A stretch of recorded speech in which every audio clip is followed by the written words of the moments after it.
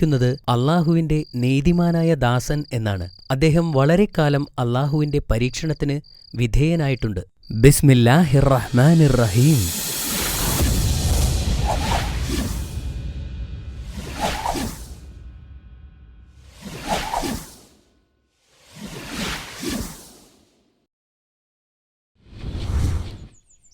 വളരെ കാലം മുമ്പ് പ്രവാചകനായ അയ്യൂബ് എന്നു പേരുള്ള ഒരു വ്യക്തി ജീവിച്ചിരുന്നു.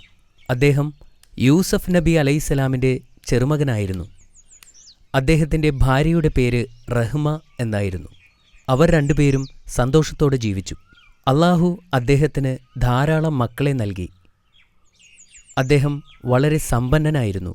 അദ്ദേഹത്തിന് ധാരാളം ഭൂമി സ്വന്തമായിട്ടുണ്ടായിരുന്നു. കൂടാതെ ധാരാളം പശുക്കളുമുണ്ടായിരുന്നു. അദ്ദേഹം അള്ളാഹുവിന്റെ ആത്മാർത്ഥതയുള്ള ആരാധകരിൽ ഒരാളായിരുന്നു. അള്ളാഹു അദ്ദേഹത്തിന് നൽകിയിട്ടുള്ള എല്ലാ അനുഗ്രഹങ്ങൾക്കും നന്ദി പ്രകടിപ്പിച്ചിരുന്നു. അദ്ദേഹം ദരിദ്രരെ സ്നേഹിച്ചിരുന്നു. അവർക്ക് ഭക്ഷണവും വസ്ത്രവും നൽകി എപ്പോഴും ഒരു അനാഥനെയോ ഒരു ദരിദ്രനെയോ തന്നോടൊപ്പം ഭക്ഷണം കഴിക്കാൻ ക്ഷണിച്ചിരുന്നു. ഒരിക്കൽ മലക്കുകൾ അള്ളാഹുവിന്റെ വിശ്വസ്ത ദാസന്മാരെക്കുറിച്ച് ചർച്ച ചെയ്യുകയായിരുന്നു. മലക്കുകളിൽ ഒരാൾ ഇങ്ങനെ പറഞ്ഞു: ഇന്ന് ഭൂമിയിൽ ജീവിച്ചിരിക്കുന്നതിൽ ഏറ്റവും മികച്ച സൃഷ്ടി അയ്യൂബ് നബിയാണ്. അദ്ദേഹം മാന്യനായ ഒരു വ്യക്തിയാണ്. അദ്ദേഹം എപ്പോഴും അള്ളാഹുവിനെ ഓർക്കുന്നു. അള്ളാഹുവിന്റെ അടിമകൾക്ക് ഏറ്റവും നല്ല മാതൃകയാണ് അദ്ദേഹം. മറ്റൊരു മലക്ക് പറഞ്ഞു: അള്ളാഹു ദീർഘായുസ്സും സമൃദ്ധിയും നൽകി അദ്ദേഹത്തെ അനുഗ്രഹിച്ചിരിക്കുന്നു. ദരിദ്രനെയും പാവപ്പെട്ടവനെയും അദ്ദേഹം സഹായിക്കുന്നു. അദ്ദേഹം അടിമകളെ വാങ്ങുകയും അവരെ സ്വതന്ത്രരാക്കുകയും ചെയ്യുന്നു. വളരെ ഉദാരമനസ്കനാണ്. മറ്റൊരു മലക്ക് കൂട്ടിച്ചേർത്തു. ശൈത്താൻ അവരുടെ സംഭാഷണം കേട്ടു. അവൻ വളരെ അസ്വസ്ഥനായി. പ്രവാചകനെ സമീപിച്ച് അള്ളാഹുവിനെതിരായി പ്രലോഭിപ്പിക്കാൻ അവൻ തീരുമാനിച്ചു. ആദ്യം അവൻ ജീവിതത്തിലെ നല്ല കാര്യങ്ങളെക്കുറിച്ച് മന്ത്രിച്ചുകൊണ്ട് അയ്യൂബ് നബിയെ പ്രാർത്ഥനകളിൽ നിന്നും അകറ്റാൻ ശ്രമിച്ചു. എന്നാൽ അയ്യൂബ് നബി സത്യവിശ്വാസിയായിരുന്നു. അദ്ദേഹത്തെ പിന്തിരിപ്പിക്കാൻ കഴിയില്ലെന്ന് അവന് മനസ്സിലായി. അവന്റെ ശ്രമം പരാജയപ്പെട്ടപ്പോൾ ശൈത്താൻ ശരിക്കും രോഷാകുലനായി. അയ്യൂബ് നബിയെക്കുറിച്ച് പിശാച് അള്ളാഹുവിനോട് പരാതി പറഞ്ഞു. പ്രവാചകൻ അള്ളാഹുവിനോട് പ്രാർത്ഥിക്കുന്നുണ്ടെങ്കിലും അദ്ദേഹം ആത്മാർത്ഥതയുള്ള വ്യക്തി ആയിരുന്നില്ലെന്ന് അവൻ പറഞ്ഞു. പ്രവാചകൻ അള്ളാഹുവിനെ തൃപ്തിപ്പെടുത്താൻ ശ്രമിക്കുകയാണ്. അതിനാൽ അള്ളാഹു അദ്ദേഹത്തിന്റെ ധനം അദ്ദേഹത്തിൽ നിന്നും എടുത്തു മാറ്റുകയില്ലെന്നും ശൈത്താൻ പറഞ്ഞു. നീ അവന്റെ സമ്പത്ത് നീക്കിക്കളയുന്നുവെങ്കിൽ അവൻ നിന്റെ നാമത്തെ ഒരിക്കലും ഉരുവിടുകയില്ല. അവൻ നിന്നോട് പ്രാർത്ഥിക്കുന്നതുപോലും നിർത്തും. എന്നാൽ അള്ളാഹു ശൈത്താനോട് പറഞ്ഞു: അയ്യൂബ് അള്ളാഹുവിന്റെ ഏറ്റവും ആത്മാർത്ഥതയുള്ള ഭക്തന്മാരിൽ ഒരാളാണ്. അള്ളാഹുവിങ്കിൽ നിന്നുള്ള അനുഗ്രഹം ലഭിച്ചതിനാലാണ് അവൻ നിന്നെ അനുസരിക്കാത്തത്. പ്രവാചകന്റെ ആത്മാർത്ഥതയുടെ ആഴം ശൈത്താന് കാണിച്ചു കൊടുക്കാൻ അള്ളാഹു ആഗ്രഹിച്ചു. അതിനാൽ അയ്യൂബ് നബിയുടെ സ്വത്തിൽ അവൻ ഉദ്ദേശിച്ചതൊക്കെ ചെയ്യാൻ പിശാചിനെ അള്ളാഹു അനുവദിച്ചു. ശൈത്താൻ ഇപ്പോൾ വളരെ സന്തോഷവാനായി. അവൻ തന്റെ സഹായികളെയെല്ലാം കൂട്ടിച്ചേർക്കുകയും പ്രവാചകന്റെ ഉടമസ്ഥതയിലുള്ളതെല്ലാം തകർക്കാനും തുടങ്ങി. അവൻ അദ്ദേഹത്തിന്റെ കൃഷിസ്ഥലങ്ങൾ, കന്നുകാലികൾ എന്നിവയെല്ലാം കത്തിച്ചു കളഞ്ഞു. അദ്ദേഹത്തിന്റെ വീടിനെപ്പോലും വെറുതെ വിട്ടില്ല. പിന്നെ അവൻ അദ്ദേഹത്തിന്റെ എല്ലാ ദാസന്മാരെയും നശിപ്പിച്ചു. അയ്യൂബ് നബി ഇപ്പോൾ എല്ലാം നഷ്ടപ്പെട്ടവനായി മാറി. ആ സമയത്താണ് ശൈത്താൻ ഒരു വൃദ്ധന്റെ വേഷത്തിൽ പ്രവാചകനെ സമീപിച്ചത്. താങ്കളുടെ സമ്പത്തെല്ലാം നഷ്ടപ്പെട്ടു, അയാൾ പ്രവാചകനോട് പറഞ്ഞു. ഇതിനു കാരണം ചിലർ പറയുന്നത് താങ്കൾ മറ്റുള്ളവർക്ക് ധാരാളം ദാനധർമ്മങ്ങൾ ചെയ്തതുകൊണ്ടാണെന്നാണ്. മറ്റു ചിലർ പറയുന്നത് താങ്കൾ പ്രാർത്ഥനയ്ക്ക് വേണ്ടി ധാരാളം സമയം പാഴാക്കിയതുകൊണ്ടാണെന്ന്. താങ്കൾക്കുണ്ടായ നാശത്തെ തടയാൻ അള്ളാഹുവിന് കഴിവുണ്ടായിരുന്നെങ്കിൽ അള്ളാഹു താങ്കളെ രക്ഷിക്കുമായിരുന്നു. എന്നാൽ പ്രവാചകന് അള്ളാഹുവിലുള്ള വിശ്വാസത്തിന് അല്പം പോലും കോട്ടം തട്ടിയിരുന്നില്ല. ഈ കാണുന്നതെല്ലാം അള്ളാഹുവിന് സ്വന്തമാണ്. ഞാൻ ഈ സ്വത്തുക്കളുടെ ഒരു സംരക്ഷകൻ മാത്രമാണ്. അള്ളാഹു ഉദ്ദേശിക്കുന്നവർക്ക് അവൻ നൽകുകയും അള്ളാഹു ഉദ്ദേശിച്ചവരിൽ നിന്നും അവൻ തിരിച്ചെടുക്കുകയും ചെയ്യുന്നു. ഇങ്ങനെ പറഞ്ഞുകൊണ്ട് നബി വീണ്ടും അള്ളാഹുവിനോട് പ്രാർത്ഥിച്ചു. ഇത് കണ്ട ശൈത്താൻ വീണ്ടും നിരാശനായി. അതിനാൽ വീണ്ടും ശൈത്താൻ അള്ളാഹുവിനോട് സംസാരിച്ചു. ഞാൻ അവൻ്റെ വസ്തുവകകളൊക്കെയും നഷ്ടപ്പെടുത്തി. എന്നാൽ അവൻ ഇപ്പോഴും നിന്നിൽ അങ്ങേയറ്റം നന്ദിയുള്ളവനാണ്. അവൻ അല്ലാഹുവിനോട് പറഞ്ഞു, മാതാപിതാക്കളുടെ യഥാർത്ഥ പരീക്ഷണം അവൻ്റെ മക്കളിലൂടെയാണ്. അയ്യൂബിന് തൻ്റെ മക്കളെ നഷ്ടപ്പെടുമ്പോൾ അവൻ നിന്നെ തള്ളിപ്പറയുന്നത് കാണാം. അവൻ ആവശ്യപ്പെട്ട കാര്യം ചെയ്യാൻ പിശാചിന് അല്ലാഹു അധികാരം നൽകി. എന്തൊക്കെ ആസൂത്രണങ്ങൾ നടത്തിയാലും പ്രവാചകന്റെ വിശ്വാസവും ക്ഷമയും ഇല്ലാതാക്കാൻ കഴിയില്ലെന്ന് അല്ലാഹു അവന് മുന്നറിയിപ്പ് നൽകുകയും ചെയ്തു. ശൈത്താൻ വീണ്ടും തൻ്റെ സഹായികളെ വിളിച്ചുകൂട്ടി പ്രവാചകന്റെ മക്കളെ നശിപ്പിക്കാൻ ഇറങ്ങിപ്പുറപ്പെട്ടു. അവൻ പ്രവാചകന്റെ മക്കൾ താമസിച്ചിരുന്ന വീട് നശിപ്പിച്ചു. അവരെ എല്ലാവരെയും കൊന്നുകളഞ്ഞു. ശൈത്താൻ വീണ്ടും ഒരു പുരുഷനായി വേഷം മാറി പ്രവാചകന്റെ അടുത്തേക്ക് ചെന്നു.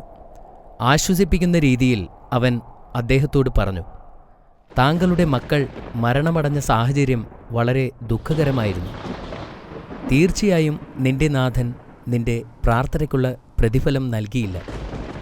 നബി അല്ലാഹുവിനെ ഇപ്പോൾ നിഷേധിക്കുമെന്ന പ്രതീക്ഷയിൽ പിശാച് ആകാംക്ഷയോടെ കാത്തിരുന്നു. പക്ഷേ പ്രവാചകൻ പറഞ്ഞു, അല്ലാഹു ചിലപ്പോൾ നൽകും, ചിലപ്പോൾ അവൻ തിരിച്ചെടുക്കും. അവൻ ചിലപ്പോൾ സന്തുഷ്ടനാണ്, ചിലപ്പോൾ നമ്മൾ ചെയ്യുന്നതിൽ അവൻ തൃപ്തനല്ല. എന്ത് സംഭവിച്ചാലും എൻ്റെ വിശ്വാസത്തിൽ ഞാൻ ഉറച്ചു നിൽക്കുകയും എൻ്റെ സൃഷ്ടാവിനോട് ഞാൻ എന്നും നന്ദിയുള്ളവനായിരിക്കുകയും ചെയ്യും. പിന്നെ പ്രവാചകൻ തൻ്റെ നാഥനോട് പ്രാർത്ഥിച്ചു. അത് കണ്ടപ്പോൾ ശൈത്താൻ വളരെ കോപാകുലനായി. ശൈത്താൻ വീണ്ടും ദൈവത്തോട് വിളിച്ചു പറഞ്ഞു, അയ്യൂബിന് തൻ്റെ സമ്പത്ത് മുഴുവൻ നഷ്ടപ്പെട്ടു. കുട്ടികൾ മരിച്ചു. അവന് ആരോഗ്യമുണ്ടായിരിക്കുന്നിടത്തോളം കാലം ഇനിയും കുട്ടികളുണ്ടാകുമെന്ന പ്രതീക്ഷയിൽ അല്ലാഹുവിനെ കൂടുതൽ കൂടുതൽ ആരാധിച്ചു കഴിയും. അതുകൊണ്ട് അദ്ദേഹത്തിൻ്റെ ശരീരത്തെ തളർത്തുവാൻ എനിക്ക് അനുവാദം തരണം. പിന്നീട് അവൻ ഒരിക്കലും അല്ലാഹുവിനെ ആരാധിക്കുകയില്ല. അവനൊരു നിഷേധിയായിത്തീരും. പിശാചിനെ ഒരു പാഠം പഠിപ്പിക്കണമെന്ന് അല്ലാഹു നിശ്ചയിച്ചു. അതിനാൽ അവൻ്റെ മൂന്നാമത്തെ ആവശ്യവും അല്ലാഹു അനുവദിച്ചു. എന്നാൽ ഒരു വ്യവസ്ഥ വച്ചു. പ്രവാചകന്റെ ശരീരത്തിൽ മാത്രമായിരിക്കും ശൈത്താന് അധികാരം, മറിച്ച് അവൻ്റെ ആത്മാവിലോ ബുദ്ധിയിലോ അല്ല. പ്രവാചകൻ തീർച്ചയായും തൻ്റെ ദൈവത്തെ ഉപേക്ഷിക്കാൻ പോവുകയാണെന്ന് അറിയാമായിരുന്നതിനാൽ പിശാച് വളരെ സന്തുഷ്ടനായിരുന്നു. ഈ അധികാരം ഉപയോഗിച്ച് ശൈത്താൻ പ്രവാചകന്റെ ശരീരത്തിൽ പ്രവർത്തിക്കാൻ തുടങ്ങി. പ്രവാചകൻ രോഗബാധിതനായി. കുറച്ചു കഴിഞ്ഞപ്പോൾ നബിയുടെ ശരീരം വെറും അസ്ഥിയും തൊലിയും മാത്രമായി. എന്നാൽ പ്രവാചകൻ തൻ്റെ സകല വിശ്വാസങ്ങളിലും ശക്തമായി ഉറച്ചുനിന്നു. അദ്ദേഹം നിരാശനാവുകയോ സഹായത്തിനായി മറ്റുള്ളവരിലേക്ക് തിരിയുകയോ ചെയ്തില്ല. അല്ലാഹുവിൻ്റെ കാരുണ്യം പ്രതീക്ഷിച്ച് കാത്തിരുന്നു. അദ്ദേഹത്തിൻ്റെ അടുത്ത ബന്ധുക്കളും സുഹൃത്തുക്കൾ പോലും അദ്ദേഹത്തെ ഉപേക്ഷിച്ചു. ദയയും സ്നേഹവുമുള്ള അദ്ദേഹത്തിൻ്റെ ഭാര്യ മാത്രം അദ്ദേഹത്തിൻ്റെ കൂടെ നിന്നു. അവൾ പ്രവാചകനോട് ധാരാളം കരുണ കാണിക്കുകയും നന്നായി പരിചരിക്കുകയും ചെയ്തു. ശൈത്താൻ ഇപ്പോൾ തീർത്തും അസ്വസ്ഥനായിരുന്നു. അതിനാൽ അയാൾ ഒരു പുരുഷന്റെ രൂപത്തിൽ അവളുടെ അടുത്തു ചെന്നു. നിന്റെ ഭർത്താവ് എവിടെ എന്നവൻ ചോദിച്ചു. അവൾ കിടക്കയിൽ ഏതാണ്ട് ജീവനില്ലാത്ത രൂപത്തിൽ കിടക്കുന്ന നബിയെ ചൂണ്ടിക്കാണിച്ചുകൊണ്ട് പറഞ്ഞു, അദ്ദേഹം ഇവിടെയുണ്ട്, ജീവനും മരണത്തിനുമിടയിൽ കിടക്കുന്നു. അപ്പോൾ ശൈത്താൻ പ്രവാചകന് ആരോഗ്യവും സമ്പത്തും മക്കളുമുണ്ടായിരുന്ന കാലത്തെക്കുറിച്ച് പ്രവാചകന്റെ ഭാര്യയെ ഓർമ്മിപ്പിച്ചു. അവൾ വേദനയോടെ പറഞ്ഞു, കടന്നുപോയത് ക്ലേശകരമായ വർഷങ്ങളായിരുന്നു. അവളുടെ കണ്ണുകൾ നിറഞ്ഞൊഴുകാൻ തുടങ്ങി. എത്ര നാൾ അങ്ങ് നാഥനിൽ നിന്നുള്ള ഈ പീഡനം സഹിക്കും? അവൾ കരഞ്ഞുകൊണ്ട് പ്രവാചകനോട് ചോദിച്ചു, നമുക്ക് സമ്പത്തും മക്കളും സുഹൃത്തുക്കളും ഒന്നുമില്ലാതെ നിലനിൽക്കണമെന്നുണ്ടോ? താങ്കൾ എന്തുകൊണ്ടാണ് നമ്മുടെ കഷ്ടപ്പാടുകൾ മാറ്റാൻ അല്ലാഹുവിനോട് ആവശ്യപ്പെടാത്തത്? പ്രവാചകൻ ദീർഘനിശ്വാസമെടുത്തുകൊണ്ട് മൃദുവായ ശബ്ദത്തിൽ മറുപടി പറഞ്ഞു, ശൈത്താൻ നിന്നിൽ കൂടിയിരിക്കുന്നു. പറയൂ, എത്ര കാലം ഞാൻ നല്ല ആരോഗ്യവും സമ്പത്തും ആസ്വദിച്ചു?